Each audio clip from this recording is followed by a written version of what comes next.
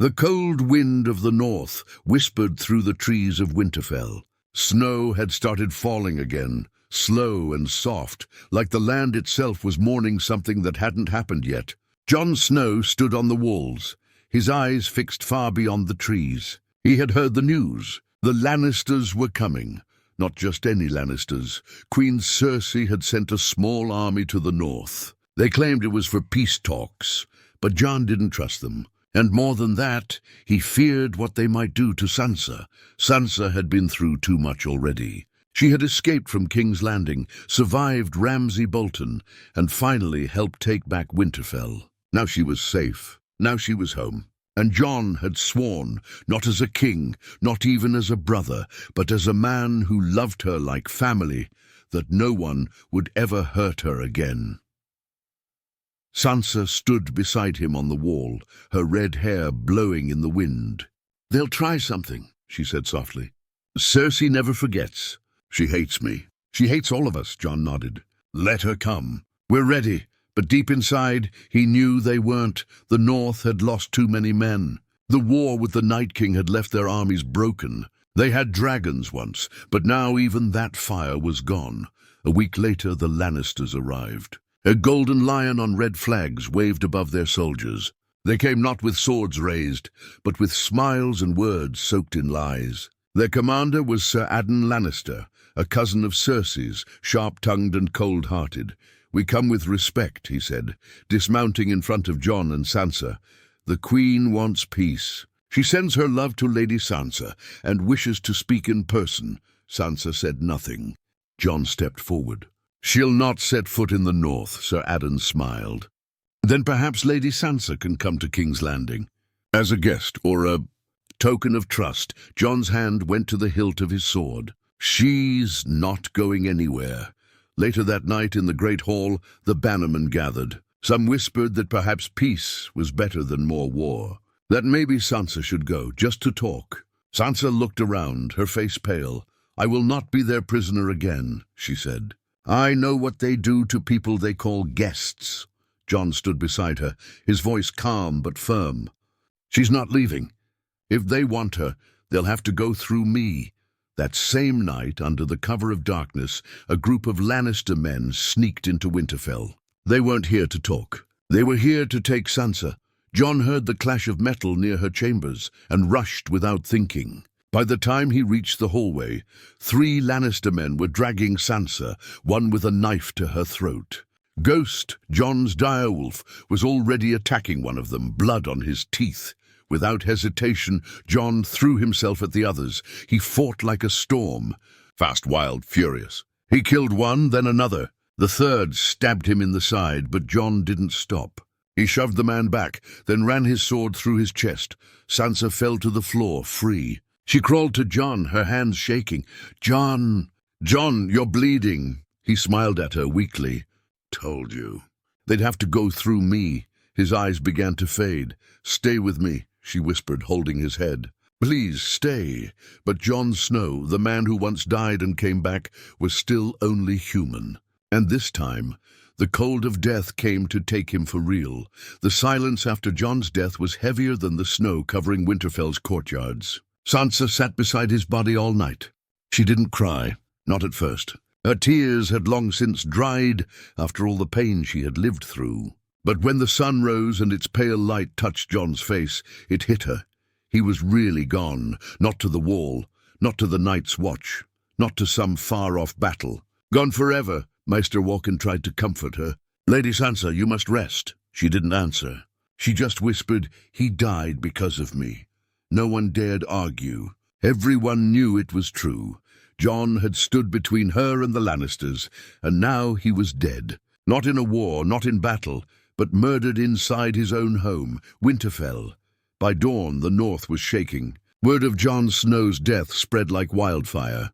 Some were in shock. Others were furious. But a few, men who had never truly accepted Jon, began to talk. "He wasn't even a Stark," muttered Lord Glover. "And now more blood will come because of his choices." "Peace is still possible," said another. "Perhaps we should speak with the Lannisters." Sansa walked in at that moment, her eyes red, her voice sharp. "Speak to them." she said, ice in her tone. They sent men to murder Jon in his own halls. They tried to kidnap me. And you want to talk? The lords fell silent. She stood tall, dressed in black, with the stark direwolf pinned to her chest. From this day on, any man who sides with the Lannisters is no friend of the North. But inside, she was broken. That night, alone in her chambers, she finally allowed the tears to come. Not just for Jon, for everything. For her father, who was executed in King's Landing. For her mother and brother murdered at the Red Wedding. For Arya, who was lost somewhere in the world. For herself, but most of all for Jon, the one person who had stood by her even when the world turned cold.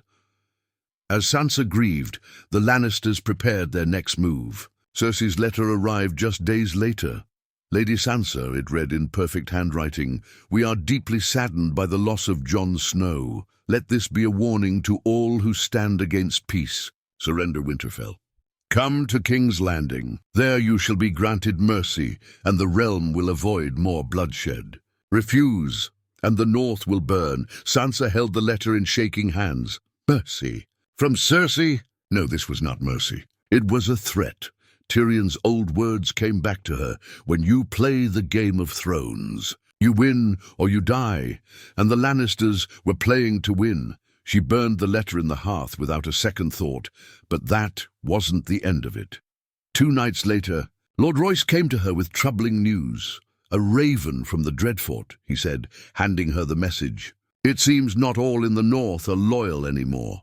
The message was short, cold, direct. "Lady Sansa, you have brought war to our doors. You've angered the South. We will not suffer for your pride. The Dreadfort bows to Queen Cersei. You should consider doing the same." Sansa's hands gripped the paper tight. Betrayal again. Even now, after all the North had suffered, some were still willing to kneel to their enemies, just to save themselves. She stood in the great hall that evening, staring at the empty seat where Jon once sat. Her voice was clear and strong. "We are alone again, surrounded by enemies, just like before." She looked around at the gathered lords and soldiers. "But this is still Winterfell, and I am still a Stark." They watched her, unsure. "I will not bend. I will not kneel. Let the South come. Let them bring their swords and fire and lies. We'll fight them even if we must stand alone. And we will not forget what they did to Jon." She paused, her voice shaking just once. "He was more Stark than any of us." Cheers did not erupt. It wasn't that kind of speech. But one by one, the people stood behind her. Not for victory, for vengeance. That night, Sansa walked alone in the crypts beneath Winterfell, stopping in front of the new tomb they had built for Jon. There was no statue yet, just his sword laid across stone, and Ghost lying beside it, silent and still. She kneeled. "They think I'm weak without you," she whispered. "They don't know what I've become." The snow kept falling, but the North was heating up with whispers of war. After Jon's death, nothing felt calm, not even the walls of Winterfell, where people used to feel safe. Now the halls were full of suspicion, tension, and quiet fear. Sansa could feel it every time she walked by a group of bannermen, the way they stopped talking, the way their eyes shifted. Even among her own allies, trust was cracking. She knew it would happen. The moment Jon was gone, everything felt shakier, but she didn't have time for grief anymore. She had to act, not as a sister, not even as a girl who had suffered too much. She had to lead like a queen. In the war room, the table was covered in maps and letters. Davos, who had stayed to advise Jon, now served her with quiet loyalty. "The Lannisters will strike soon," he said. "They know the North is weak," Sansa nodded. "And some of our bannermen are turning." Davos looked grim. "We'll lose more. The South has gold, promises, threats. Some men will always follow whoever offers the safer road." Sansa didn't answer right away. She stared at the board, then slowly moved her finger along the map from Winterfell to the Twins. The Freys are gone. "House Tully could be an ally again," she said. Davos raised a brow. "You think Edmure would fight again?" "If I tell him how his niece's blood was spilled protecting me, he will," she said coldly. "And the veil." "Lord Robin is a boy in a lord's costume," Davos muttered. "But he's still loyal to you." Mostly because of Lord Baelish, the name made her stomach twist. Littlefinger, the man who played with lives like pieces on a game board. She had used him, and now she would use him again if needed. "We send a raven to the Vale," she said. "Tell them Winterfell needs them." That same night, Sansa met alone with Arya. Arya had returned to Winterfell after the war with the Night King, quieter than ever, more shadow than girl. She had barely reacted when Jon died, just clenched her jaw and disappeared for hours. Now the two sisters stood in the Godswood. "I want to kill them," Arya said quietly. Sansa nodded. "I know. They took everything from us," Arya added. "Our father." "Our mother, Robb, now Jon. And they'll keep taking," Sansa replied. "Unless we stop them." Arya looked up. "How far are you willing to go?" Sansa didn't blink. As far as it takes. There was no more innocence in them. The girls they once were had died a long time ago. What stood here now were women sharpened by pain, and finally they were united. The next morning, another raven came. This time from Queen Cersei herself. It wasn't a threat. It was an invitation. "Lady Sansa Stark, come to King's Landing. Speak with me face to face. The fighting can end. I promise your safety. Bring your advisors. Come as a guest. Leave as a friend." Sansa stared at the letter in silence. Arya read over her shoulder and scoffed. "It's a trap." "Of course it is," Sansa said. Davos stepped forward. "You're not going." We all know what happens to guests in King's Landing, but Sansa's eyes were distant, cold, calculating. "I'm going," she said. Everyone in the room froze. Davos slammed his hand on the table. "Absolutely not. This is madness." Arya's voice was quiet but serious. "You're walking into a lion's den." Sansa looked at both of them. "And that's where I'll slit the lion's throat." Arya blinked. "Wait, you're not just going for peace talks. You're going to kill her?" Sansa nodded. "I will look her in the eyes. I will smile. I will drink her wine. And when the moment is right, I will end it. For father, for mother, for Robb, for Jon." Silence filled the room. Then Arya smirked. Finally, she said, "You sound like me." A plan began to form. A small party would ride south. Sansa, Arya, Ser Davos, and a few loyal guards. They would enter the capital under the banner of peace. But hidden beneath the silence and smiles, a blade was being sharpened. Sansa knew she might not return, but if she could cut off the head of the snake, if she could kill Cersei Lannister, maybe the North could survive. Maybe Jon's death wouldn't be for nothing. That night, she stood again at Jon's grave. "You died protecting me," she whispered. "Now I'll make sure no one ever touches our family again." Then, in the shadows of Winterfell, the last true Stark riders began preparing for the south. The road to King's Landing was long, silent and cold, even though the south was warmer. The journey felt heavier than any march to war. For Sansa, each mile was another step away from the safety of Jon's memory, and another step into the lion's den. They traveled under a false banner, one of peace, a white flag with a silver wolf stitched in the center. Only a few trusted guards rode with them. Arya rode close to Sansa's side, her eyes sharp and watchful. She never smiled, never spoke much. She was like a shadow, moving only when danger brushed near. Ser Davos rode ahead, scouting the path. He didn't like this plan, not one bit, but he followed her anyway. "Your brother would have my head if he knew," he muttered one evening. Sansa looked at him, her voice quiet but steady. "Jon's gone. If I don't do this, his death means nothing," he sighed. "You sound more like a Stark every day." "I sound like someone who's tired of losing," she replied. As they neared the capital, the smell of smoke and gold filled the air. King's Landing looked grand from a distance, towers shining in the sun, banners fluttering, but up close it reeked of rot and power. The city hadn't changed. It had just gotten crueler. When they reached the gates, Lannister soldiers surrounded them immediately. One stepped forward, sneering. "Lady Sansa Stark, the Queen awaits." Sansa kept her head high.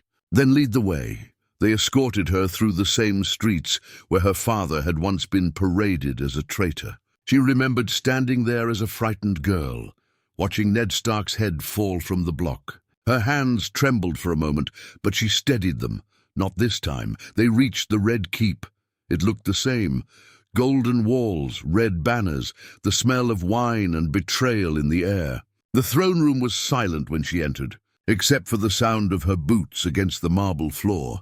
And there she was, Cersei Lannister, sitting on the Iron Throne, wearing black and gold, her crown gleaming. Her smile was sharp, her eyes colder than winter. "Well," Cersei said, her voice like silken venom, "the little bird returns to the cage." Sansa bowed slightly. "I came for peace." Cersei's smile widened. "Peace? You bring war wherever you go." "I didn't kill your men," Sansa said calmly. "They came into my home. They tried to take me. Jon died protecting me." Cersei's expression didn't change. "Ah, the bastard boy. I did hear of his unfortunate end. Such bravery. Wasted." Arya's hand twitched near her blade, but Sansa gave her a small look. "Not yet." Cersei rose from the throne and walked closer. "You look just like your mother. But smarter, I think. You learned to survive. That's what I always admired about you." "Admired?" Sansa asked, tilting her head. "Yes," Cersei said almost kindly. "You and I aren't so different.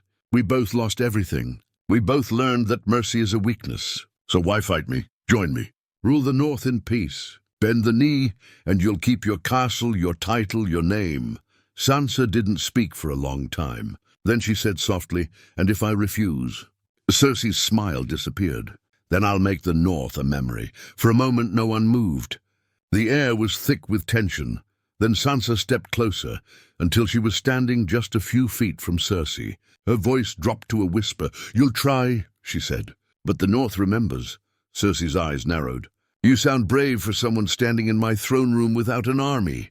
"I don't need an army," Sansa replied, her tone cool. "I brought something better." Before Cersei could react, Arya moved faster than any eye could follow. She darted behind a guard, slit his throat, and threw a dagger that grazed Cersei's arm. Screams filled the hall.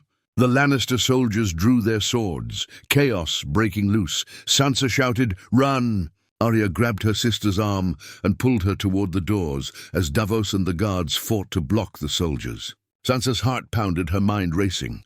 They had come to kill the queen, but the timing wasn't right.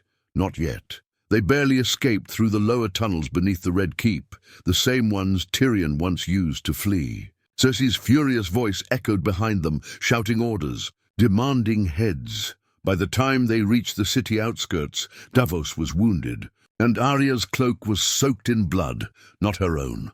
Sansa looked back at the burning torches of the city, glowing like eyes in the dark. Cersei was alive, but now the queen had declared open war. Arya turned to her sister, breathing hard.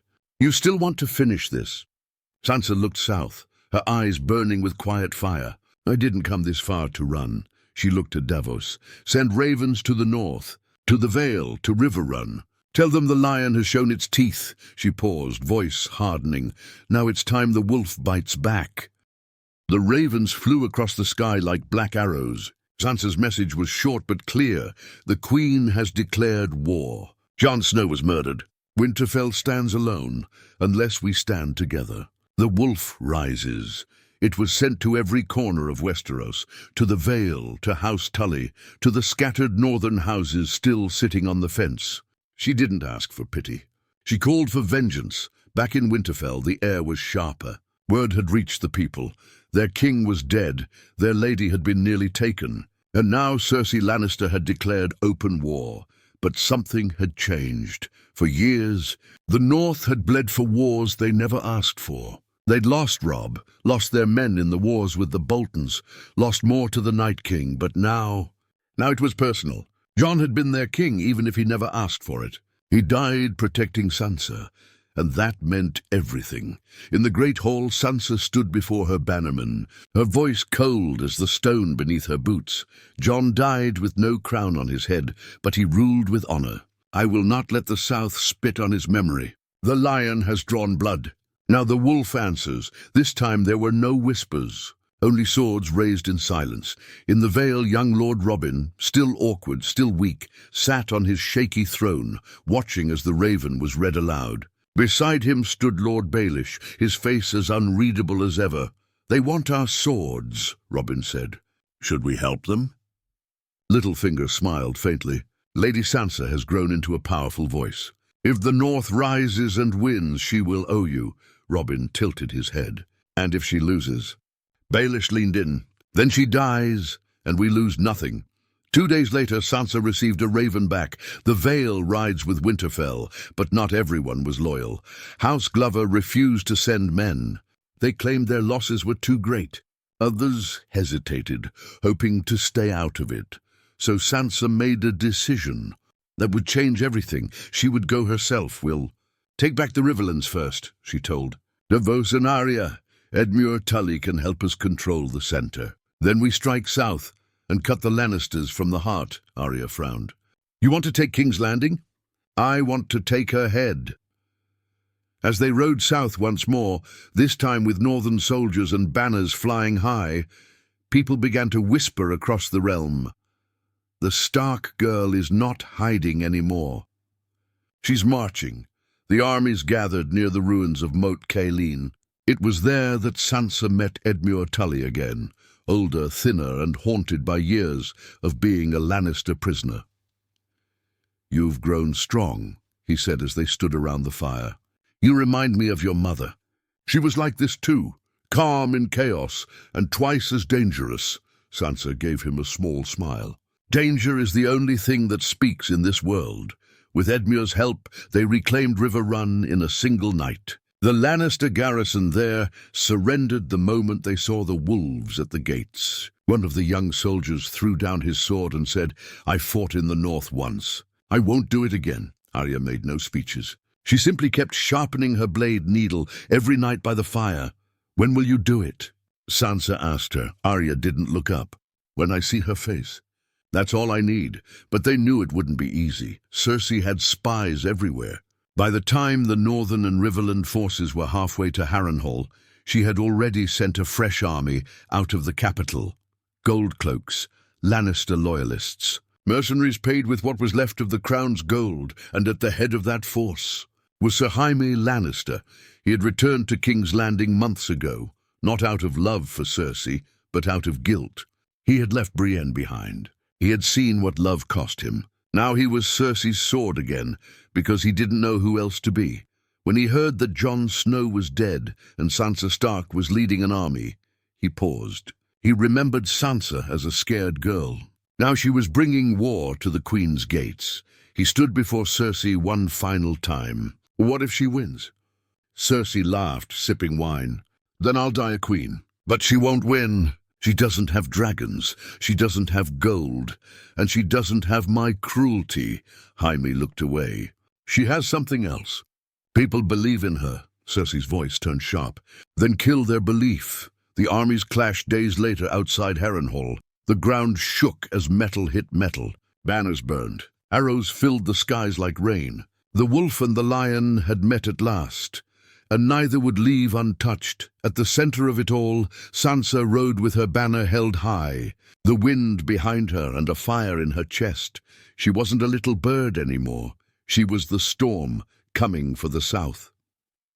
The smoke from the battle at Harrenhal drifted for miles. The screams had stopped, but the smell of fire and blood still hung thick in the air. Crows circled above, waiting for the quiet that always came after war. Sansa rode slowly through the ruined field. Her armor was scratched, her cloak torn, her hands trembling around the reins. Around her, soldiers whispered her name, some with pride, others with awe. She had led them to victory. But the victory had cost too much. Hundreds of northern men lay dead among the ruins. Some still wore the direwolf sigil proudly on their chests. Others had no faces left to recognize. She stopped near one fallen boy, no older than Bran had been when he dreamed of climbing towers. Bury them as Starks, she said softly. All of them. Arya came to her side, her face streaked with ash. We won, she said flatly. Sansa looked at her sister. Did we? Arya frowned. Cersei's army is broken. Jaime's gone. The road to King's Landing is open. Sansa turned her gaze south, where the horizon shimmered with heat. That's what scares me. When the lion bleeds, it bites the hardest. They made camp near the river that night. Fires burned low, and the soldiers ate in silence. Sir Davos walked over, limping from a wound on his leg. "She'll know by now," he said. "Cersei will be gathering what's left of her strength. I want her to know," Sansa replied. "Let her feel fear for once." Davos hesitated. "And if she surrenders?" Sansa looked into the flames. "She won't. She only knows how to burn." Just as the words left her mouth, a scout stumbled into camp, breathing hard. "My lady," he gasped.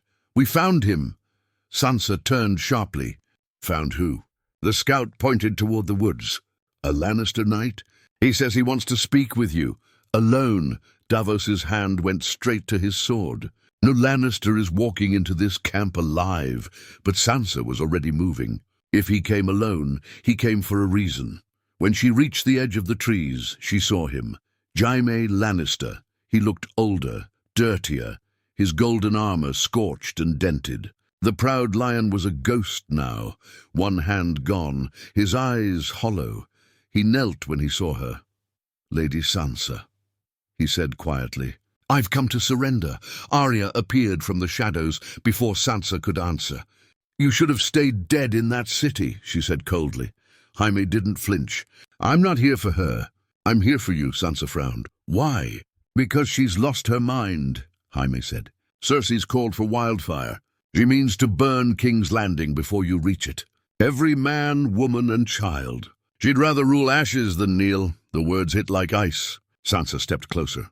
"You expect me to believe you?" "I expect you to stop her," he said, his voice breaking. "I can get you into the city. Through the same tunnels Tyrion used years ago. But once you're inside, there's no coming back." Arya's hand hovered near her dagger. "It could be a trap." "Maybe it is," Jaime said simply. "But if you wait, you'll be walking into fire."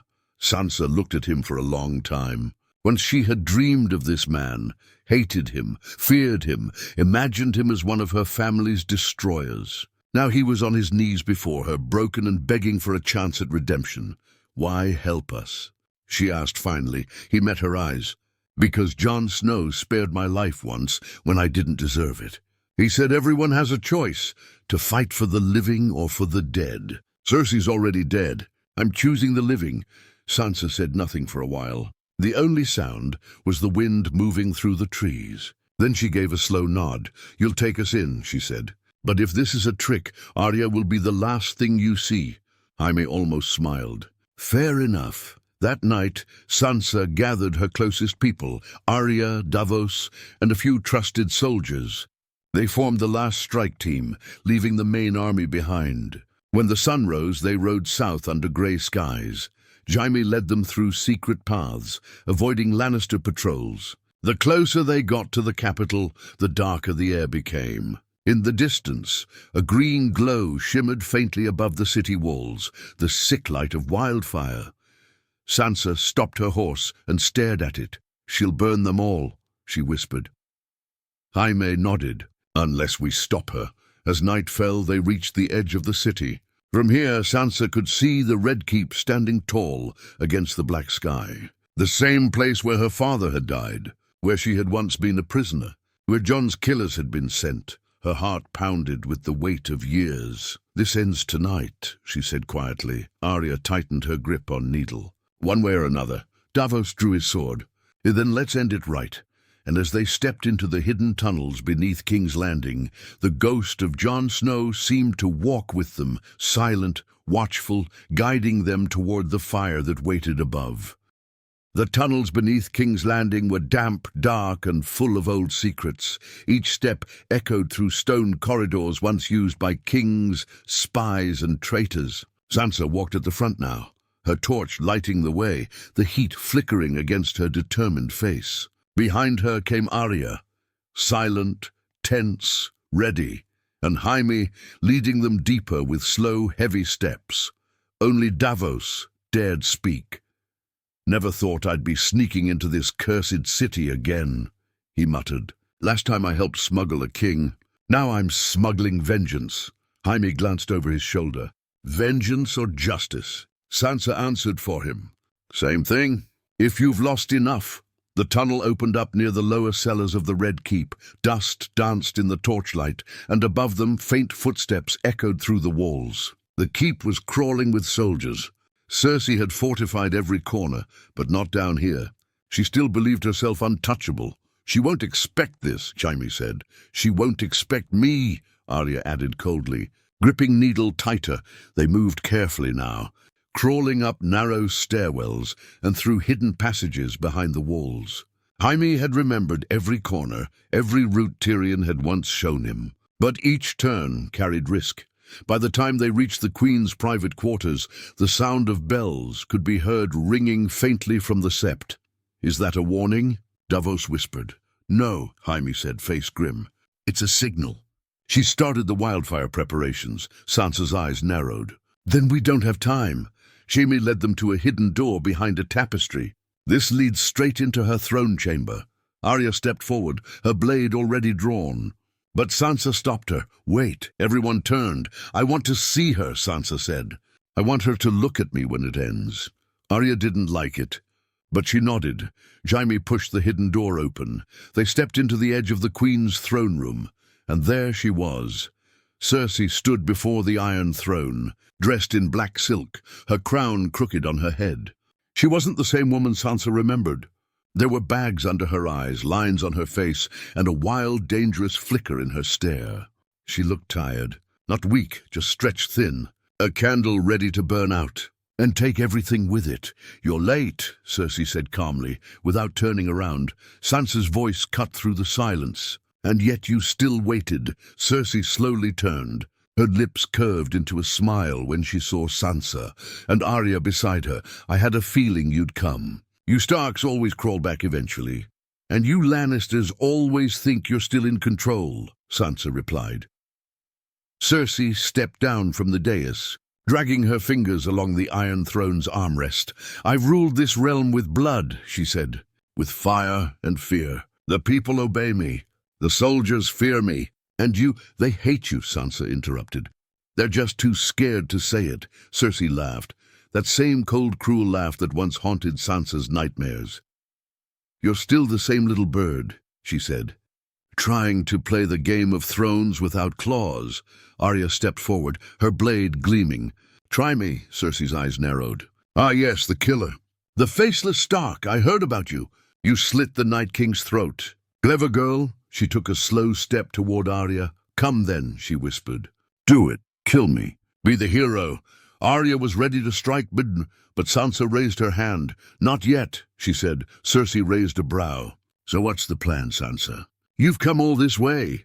You've lost your brother. Your armies bleed in my streets. What do you want? A crown? A throne?" Sansa stepped forward until she was just a few feet away from her.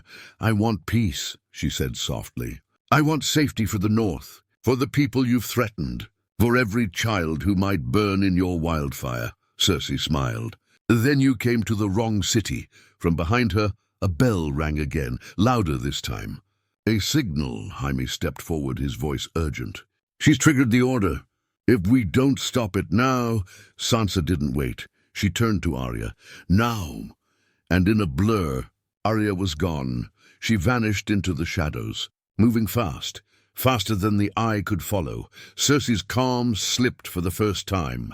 "What did you do?" "She's going to find your wildfire store," Sansa said. "And she's going to end this before you burn thousands." "You're bluffing," Cersei hissed, but Jaime shook his head. "She knows where it is." "So do I." Cersei's face twisted in fury. "You brought him here too? The brother who always betrayed me?" She reached for a hidden dagger in her sleeve, but before she could move, thwip, a blade landed in her shoulder. Arya had returned like a ghost, stepping from behind the throne. Cersei gasped, stumbling back, blood blooming against her silk. "No more games," Arya said flatly. Cersei fell to her knees. Sansa walked up slowly and knelt beside her. "You murdered Jon. You tried to take me. You sent soldiers to burn the North. And now, your reign ends here." Cersei, panting and pale, gave one final smirk. "Then do it." Sansa shook her head. "No, she will." She stepped aside.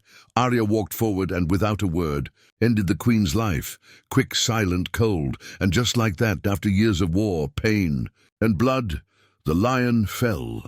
The bells of King's Landing rang again the next morning, but this time not for war. They rang for silence. They rang because the lion was dead. Smoke drifted above the city like grey ghosts. The wildfire caches had been found and destroyed. The Red Keep still stood, scarred but alive. For the first time in years, there was no queen on the Iron Throne. Sansa sat in the quiet of the throne room. The morning sun came through broken windows, touching the melted blades that made the chair of kings. The air smelled of dust and ash. Jaime stood nearby, his armor streaked with soot, his face pale. Arya leaned against a pillar, sharpening her blade one last time. No one spoke for a long while. Finally, Sansa broke the silence. "It's over," she said softly. Arya looked up. "Is it?" Sansa's eyes went to the Iron Throne. "It will never be over for people like us. But for now, the war is done." She stood and walked to the throne. Every step echoed in the empty hall. She stared at the thing she had feared as a girl, the symbol of everything cruel that had ruled her life. She reached out a hand but didn't touch it. "I used to dream of this," she whispered. "Not to sit on it, just to survive long enough to see it empty." Davos came in through the shattered doors. "The city's quiet." The Lannister guards laid down their arms. "What's left of them anyway?" "Good," Sansa said.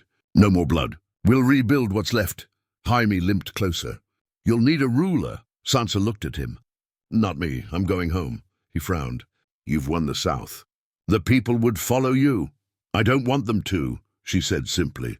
"The South is poisoned. Let them find their own ruler. The North belongs to me and to Jon's memory." At the mention of Jon, everyone went quiet again. Even Arya's hands stilled on her blade. Davos nodded slowly. "A queen who doesn't want the throne is the one who should have it. But maybe you're right. Maybe the North deserves its peace."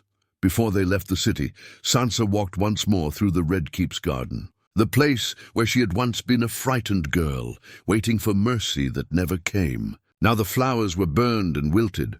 Still, a few tiny white blooms had survived the fire. She knelt beside them and smiled faintly. "Everything burns," she whispered. "But something always grows back." Jaime came to her side. "What will you do with me?" Sansa looked at him for a long moment. He had helped them end Cersei's madness, but he was still a Lannister, a name that carried too much death. "You'll live," she said finally. "Help rebuild the city you helped destroy. That's your punishment." He gave a small nod. "I can live with that." When they rode north again, the air grew colder. The snow returned, light and clean, washing away the scent of ash that clung to their cloaks. Behind them, the South tried to remember how to breathe without fear. By the time they reached Winterfell, the people filled the courtyards to greet them. They had feared the worst, that Sansa would not return. But when she rode through the gates, the cheers echoed across the stone walls. "She's back," someone cried. "The Lady of Winterfell." Sansa smiled faintly, though her heart still carried the weight of every life lost. That night in the great hall, they held no feast. Instead, the fire burned low, and everyone gathered quietly to remember Jon Snow. His sword, Longclaw, rested above the hearth. Ghost lay beside it, old and scarred, but loyal as ever. Sansa rose and spoke softly. "He died protecting me. And because of him, I learned that love is not weakness. It's strength. The South can keep its crowns and gold. The North will keep what Jon gave us, honor, courage, and the right to choose our own fate." No one clapped. No one needed to. They simply stood in silence, heads bowed. Later, Sansa went alone to the Godswood. The heart tree stood still beneath the stars, its red leaves whispering in the cold wind. She knelt before it, her breath clouding the air. "You'd hate this peace, Jon," she murmured with a small smile. "You were never good at sitting still." A soft breeze stirred the leaves, and for a moment she almost imagined she heard his voice, the quiet, steady tone that had guided her through the worst of it. "Keep them safe." She looked up at the stars. "I will." When she rose to leave, Arya was waiting near the gate, dressed for travel. "You're leaving again," Sansa said. Arya nodded. "There's nothing left for me here. I want to see what's west of Westeros. Jon once said there's always another wall beyond the one you can see." Sansa smiled sadly. "Then find it." The sisters embraced, holding tight. For once, no words were needed. As Arya's ship later sailed from the northern coast, Sansa stood on the cliffs, watching the sails vanish into fog. Behind her, Winterfell's torches flickered warmly against the snow. The north was hers now, not by birthright, but by endurance. She turned toward the castle, whispering the words that had guided every Stark through centuries of loss the north remembers, and somewhere in the wind that swept through the godswood, she thought she heard a whisper back, and so does Jon.